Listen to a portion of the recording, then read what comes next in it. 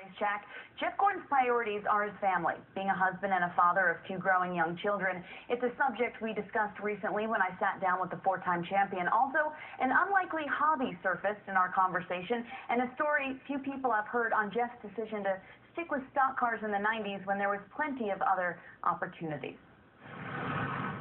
I had heard that earlier, when you were younger in your career at Hendrick Motorsports, that you did want to pursue other forms of racing outside of stock car racing in your off time.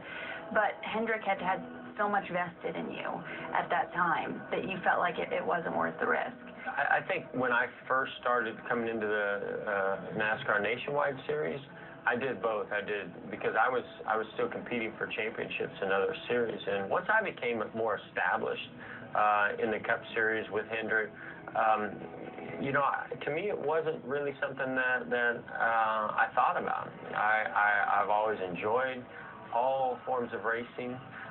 If I could get the opportunity to drive a car and have a new experience like I did with the F1 car, like I did 24 Hours of Daytona. The only conversations that went through my head that I don't even think Hendrick ever even knew about was that, you know, I had a potential Formula One offer at one time, but it was going to race in, you know, lower series, maybe even IndyCar. And so I was establishing Cup. I was very happy with where I was at. Things were going extremely well, and that was a whole career change for me in a racing series that I knew very little about from a driver standpoint. I was always an oval track driver, but that conversation never happened with Hendrick. That was behind the scenes, and I made the choice and decision on my own. We were coming up on some contracts, and I chose to stay with Hendrick and won the championship the next year. So I think it was a good choice.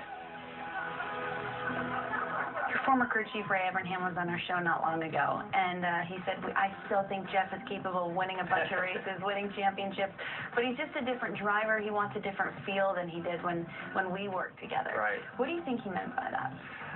You know, I think that probably when he and I were together, you know, I was so young and just super aggressive, and you know, I knew so little about the cars.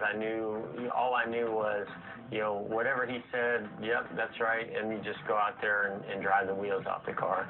And it's not that all of a sudden I stopped driving different, it's that the competition is different. What edge we had over the competition is a lot different.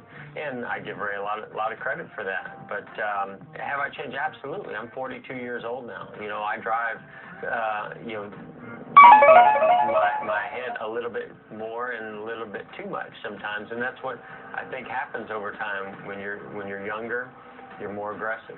As you get older, you know, you think about when to be aggressive, when to be patient, and then as you get older and older, you think more about the patience and less about the aggressiveness. Let's also talk about your children.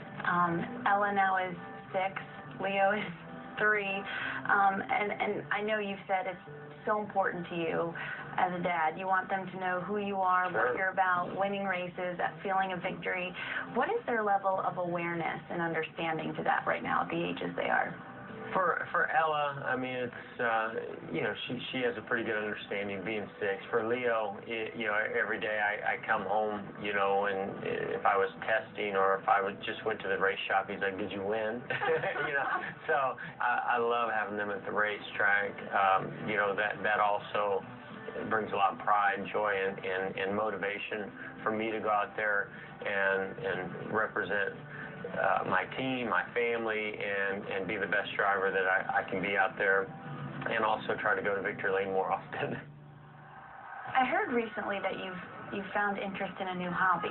Is it true that someone asked you about your bucket list and you said you wanted to go to space? Well, I mean, when somebody says bucket list, I don't really have a bucket list, but if you're going to put something at the top, I mean, I think I've always been fascinated with, you know, what NASA is about and space travel and all those types of things. And I actually went to NASA several years ago and sat in the space shuttle and watched the launch and everything. I thought that was so cool. I realized right then I'd never be an astronaut, yeah. But it doesn't mean that I'm not interested in it. And then recently I got a telescope, and the latest technology on telescopes is incredible. You know, how they can follow objects and the things that you can see. So you saw Saturn, right? I looked at Saturn, looked at Jupiter a lot. I'm waiting for Mars next April. It's on your calendar. You know what you're talking about. I actually do have it on my calendar. Yeah. Jeff Gordon has a planet coming into our orbit on his calendar. Well, that's when it's going to be closest and most viewable. I hope it's a clear night.